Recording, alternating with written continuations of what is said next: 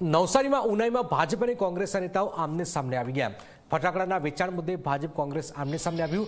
કોંગ્રેસના ધારાસભ્ય અનંત પટેલે આક્ષેપ કર્યા। લાયસન્સ વગરની ફટાકડાની દુકાનો ચાલતી હોવાના આક્ષેપ। દુકાનો બંધ કરાવવા માટે ધારાસભ્ય રસ્તા પર ઉતર્યા। વાંસદા પોલીસે એમએલએને સમજાવીને રસ્તો ખુલ્લો કરાવ્યો। અનંત પટેલના વિરોધને ભાજપે હિન્દુ વિરોધ ગણાવ્યો।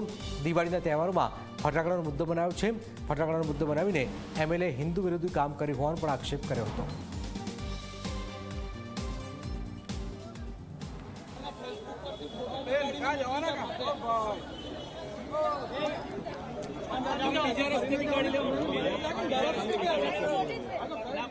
जोहार मित्रों, वासदा कांग्रेसी धारासभ्य अनंत पटेल गरीबों विरोधी है, हिंदू विरोधी है और प्रभु श्रीराम विरोधी है।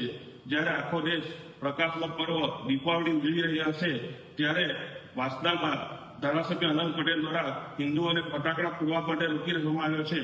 आम जे पार्टी तेओ धारासभ्य आम अनंत पटेल हिंदू विरोधी, गरीबों विरोधी और प्रभु श्रीराम विरोधी नीति छती थई रही है।